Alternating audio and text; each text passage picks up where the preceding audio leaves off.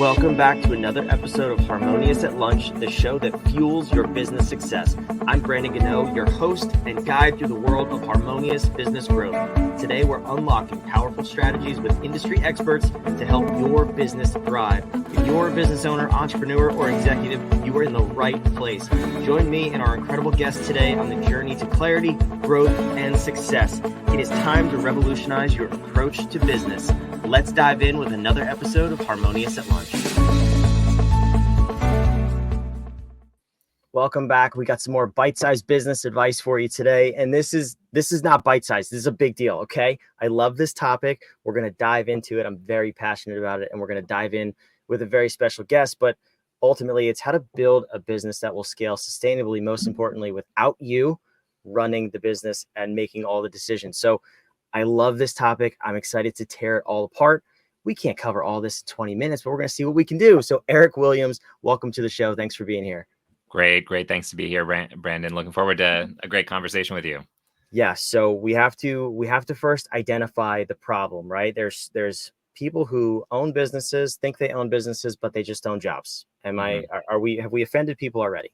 Let's start there. Yeah, probably. Yeah. And there's nothing wrong with that either. If someone wants to build a business that's essentially their job, that's cool. If that's the level you want to play at, that's great because you get to have some flexibility around that. But, as you probably see all the time, Brandon, if you are planning to build a business, a system that gets outcomes repeatedly and consistently with good quality outcomes, you have to do things differently. It's a different mindset, a different ethos that you need to bring into building a business rather than building a job for yourself. Yeah, absolutely. And like you said, there's no shame in building a business that you want to run, and it's a lifestyle business, if you will. I think that's a beautiful thing to be self-employed. What we're talking about here is when you get to that point where inevitably you will probably be some sort of burned out and you want to go further. You want to step away from the business. You want other people to decide things for you. That's building a structure and building a sellable and scalable business. So I want to dive into that side of things and say, okay, we've built a business, we have employees, we've plateaued. Is that typically where you would get called in to work with a business around that plateau, or is it because they want to kind of go forward and keep growing? Yeah, it really depends. And a lot of the businesses that I work with could be just even folks who are just starting out, still essentially solopreneurs, might have, an admin assistant or some, small team up to about 50, 100 people. I've seen this hit at a variety of different stages. Usually you're hitting a plateau at a variety of stages through the growth phase. And could be constantly growing, right? So what you need to do to go from one employee to 5 looks different than going to 10 or 15, 20. And so you kind of hit these plateaus of different things needed to be systematized. I was talking to a client the other day, and, he was saying that he's been operating under essentially the standard operating procedures, the model that he built that was quite successful in growing to the size that he's at, but he's been stuck for about 10 years. He didn't even realize it till we really started to dig into it, that he's just been running the same business for that period. And that's why he's been hitting all of these roadblocks in terms of being overworked, overwhelmed, totally burnt out, not even kind of operating in a brain fog during the day when trying to just check off stuff on his checklist. And he'll go for a whole week and realize nothing was even checked off of his high priority stuff. It's just wild what people kind of the habits that they get into when they're overwhelmed and overworked in their business. And it's like, no wonder they can't bust through that next level, because they just need an identity shift, and they need to shift the practices of what they're doing in their business on a day-to-day basis. Yeah, I want to dive into the identity shift, because I think that's probably the first and most important place to start, because that's really what's going to hold you back, is how you see yourself.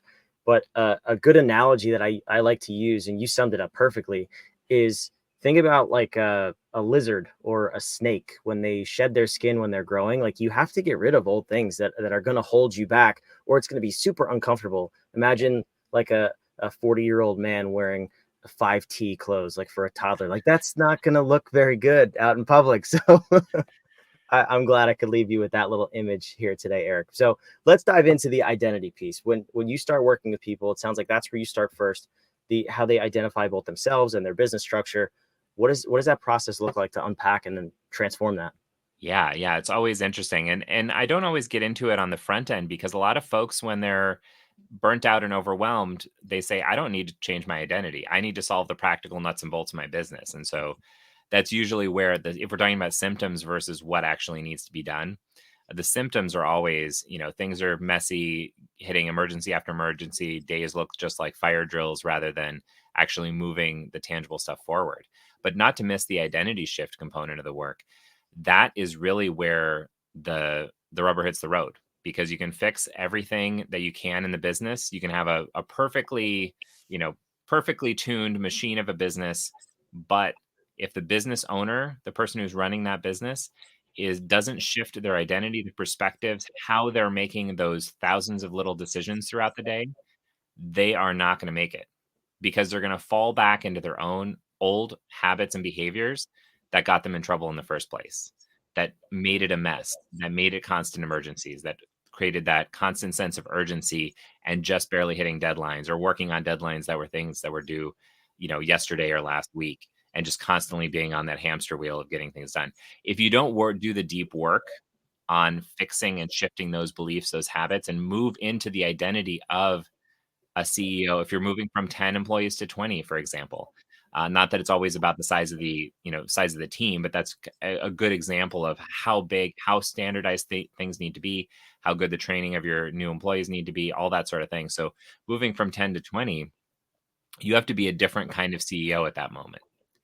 And you have to become that CEO first, and then make decisions that you need to shift and grow your business to that next phase, right? You essentially have to transform and grow out of your old identity first, and that's where you can put the gas on. I'm not saying that there's not a lot of nuts and bolts of the business and the practical stuff and the skilling up that you need to do to reach that level, but the shift in mindset is what helps you make all of those small decisions about what to learn, where to focus, where you need to spend your time on revenue growth and driving profit.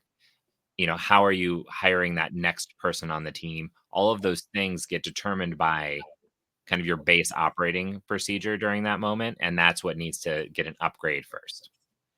Yeah, and it sounds like, you're saying the nuts and bolts, the SOPs of the business, like, yeah, of course they're important. Obviously, everybody knows that.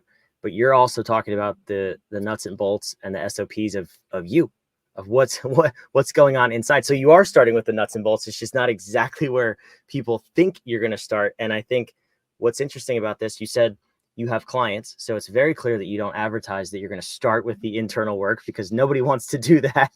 So how do you go about doing this process with people, and making them realize, first of all, we need to make this shift, and then start to unpack this stuff and take on that new identity? I'm assuming it's not as simple as writing "I'm a CEO" on the mirror in the morning. Like, what? How do you actually help people put on that new identity? Yeah, yeah. That is some of the fun work that we get to do to really unpack what are the driving factors of how they're making decisions, where are they at, right? We need to take stock of where they are at personally, how they make decisions, what have they been getting in trouble with during that time already, and what we need to shift to. And so it's partly building in those habits and routines. It's building some mindfulness practices about visualizing and understanding and embodying that role that they need to have, but putting some identity pieces to it. How would that person make decisions? And then you start to then you wind it back, so you kind of envision what that future self needs to look like. What is that going to look like? And you can even break it up into, what does the schedule look like? What kind of roles and responsibilities are you having? And then you have this vision of where you need to go, kind of the directions, the map. And then you work it back into, well, so what does that mean I need to do today? How am I making a different decision today to prioritize getting to that next stage? It's very fun to unpack. It gets into a little bit of therapy counseling type of thing. Usually there's a lot of stuff that a lot of entrepreneurs need to unpack. Um, Not to say that it gets that there's you know what I mean. There's just a lot to unpack. That everybody has their own unique kind of nuts and bolts that are driving their decision making, things that they learned in childhood, things that they learned in high school and college that are driving early parts of their business that are driving different decision making and framework, times that they were burned in the past, employees that they had to let go, because they kept on delegating stuff to that employee that they never performed. Just, the baggage that comes along with growing the business, and unpacking what's the real stories that they're telling themselves that are based in data, or what stories are they telling themselves that are really not real. Like we in a way get to determine our reality. A lot of the times we may not know factually one way or another, but we need to understand when those decisions are, when we have some autonomy over how we make decisions, how we interpret the world. Is it that employees are always lazy, or is it that I didn't do my job and own that I didn't do a good job delegating to that person? Both of those things, each of those things could be true. But if you don't know which one's true, you can decide the one that is the most empowering in that situation so that you can move forward. Because one doesn't empower you to make any decisions differently moving forward, and one does. So I'm not saying that's the only thing to unpack that's either true or not, but we have to really understand, what are the stories. Humans really make a lot of stories about interpreting the world around them. And it's really interesting to unpack what stories are getting in the way of them actually moving into that new identity. Yeah, it's super powerful, and that's the power of stories can't be understated. I always play this game with my wife where if like a neighbor is doing something weird, I'll just make up some totally random story about how they're like a serial killer or something, and that's what she'll remember about that neighbor like 5 years later. Yeah. Totally fictional story, just like they took out the garbage can at 2 in the morning. They must be a serial killer, like whatever. Yeah. But those stories that we've made up about ourselves, we carry with us as our belief system. And so don't do that for yourself, but also understand where your decision making and your operating model is coming from as a human being. Very powerful for being a leader. So I'm curious. You said we have 4 steps to build a business that can grow and is scalable without us. Help me start to understand. We probably can't get through all 4 steps, but what are these steps, and where can we start with them? Oh, right. Yeah, Brendan, that's a good point.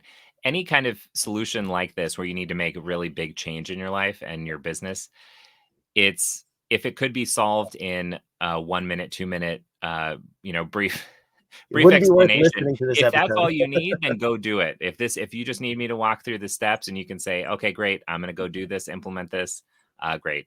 And so that's why I try to lay this out, because sometimes people can figure it out themselves. They can put the pieces together. But really, the first one is doing the audit, the assessment, the understanding of what the current status of the business is. And this is really about understanding both the official kind of roles and responsibilities you'd give yourself, but also, how many calls are you getting a day? How many emails are you responding to? Where's your time going in a very practical sense of the day? How many times are you dealing with an emergency? So it's essentially understanding where your time is getting sucked up. And a lot of the time, it's those unofficial responsibilities. You don't even realize how much time you're spending on this fire drill during the day. You know it was a lot, but once you start to actually put numbers to these things and understand where your time's going, it becomes very clear what's a priority and what's not a priority. And that's where we can then unpack it using the model that I use, which is structured deconstruction, to really break it apart and give everything a job moving forward. Step 2 is creating a clear and comprehensive vision of your new CEO identity. We said we do that early, but that's an important thing to understand. So we haven't actually implemented anything in these first 2 steps. You're figuring out, understanding what's going on in your business, and then understanding where you need to go with your CEO identity. Okay. And then step 3 is where you want to start putting these pieces of the puzzle back together. So using structured deconstruction to break it apart around 5 different measures, including elimination, batching, delegation, systematization, and automation, working through this systematically step by step. Because a lot of the time, the devil's in the details, right? You may have approached systematizing and trying to grow your business and just kept it at a conceptual level. But really, this happens in a nuts and bolts way. And we're talking about taking your CEO identity, the values that entails, and the priorities you want to bring into the next stage of your life. That will help you make decisions about what to do with all of these things that are creating a mess in your business, right? That's why these are the pieces that we need to put together. And then number 4 is about developing and honing your leadership skills and the practice of what you're doing, the habits and behaviors and the leadership skills you're bringing moving into the future to implement the new operations of the business. Because a lot of the time you're identifying those pieces that are missing, the skills that you don't have. It might be people that you need to bring onto your team. You might be able need to hone in on your communication skills. Maybe that was the part of the assessment that really, there was a gap there in terms of how you were delegating your work effectively. So that's where then you need to scale up, because it's a matter of implementing the new way your business needs to be run. I like that model because the way I picture it is always, if you were to go to the doctor and say, I have brain cancer, I need surgery tomorrow. No good doctor would just cut your head open. They would evaluate you. That's the audit, right? And say, you just have a splinter in your right index finger. Like we can fix this, and it's not going to require brain surgery. But as business owners, we go right for solution without really understanding, first of all, what the problem is and where it is, and then developing that plan to fix it. So those first two steps, you probably see a massive lift in both the identity and also the direction of the business before even doing anything. Am I right by saying that? Yeah. And not to say that we don't. Usually I'm working with overwhelmed, overworked business owners, and so in terms of the steps that we go through on a practical level, it's a mix of mechanics and identity throughout, because sometimes there's usually a lot of low-hanging fruit in terms of saving an hour here, 5 hours here, 10 hours a week. And even if you do that over the course of the first week or a couple weeks, that's a lot of time that they're getting off their plate that they can reinvest in growing and scaling their business, and really prioritizing and problem solving around this. Because a lot of the time they're just overwhelmed with the stuff they need to do, and clearing the plate, clearing the table a bit on the front end gives them that mental space to actually start problem solving in their business again. Yeah, that makes a lot of sense. So it sounds like step one is continue to listen to Harmonious at Lunch so we can at least make you laugh throughout the day. That's awesome. And then step two is visit your website, and you have a webinar for us to go deeper, because we can't go over this in 10 minutes here, but tell me a little bit about the webinar you have for the listener. Yeah, so it really dives deeper into some of the common mistakes you may be making in terms of missteps on delegating, things that you've had trouble with letting go in the past, the mistakes you're making that are really hurting your business at this stage. And then it dives into these 4 steps in more detail in terms of how you actually put these things into practice in your business starting today. So definitely go to willity.com/watch, dig into that webinar. There's a ton of great information, practical stuff that you can put into place in your business. That's awesome. Yeah, that's a super cool gift. Definitely go check that out.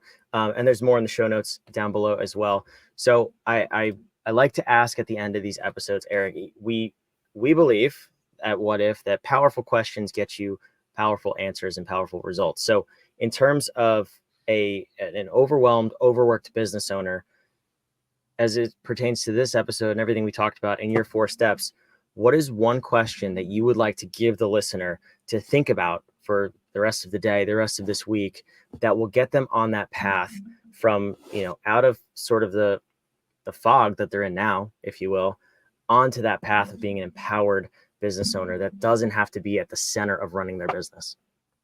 Great. This is a great question. And what comes to mind immediately is, think about, what are the costs of continuing as is? What are the costs to your family, your time with your kids, the time with your wife? Is your marriage on the rocks because you're spending too much time at work? Are your finances a mess because this business is a mess and is just not performing at the level you need to? Think really deeply about what it's costing you today, what it's costing you tomorrow, what's costing you next year, and are you prepared to continue to endure that cost?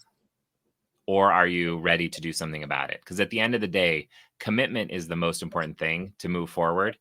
It's not this. There's strategies are out there. I have a great system, a great step-by-step strategy to take people through.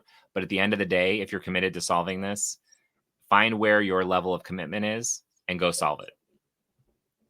That was quite the question, my friend. You really slapped us through the microphone there. I love it. Wow. Go ponder that for the rest of the day. Eric, thank you for being a guest on this show. This was phenomenal. Yeah. Thank you, Brandon. It was great talking with you.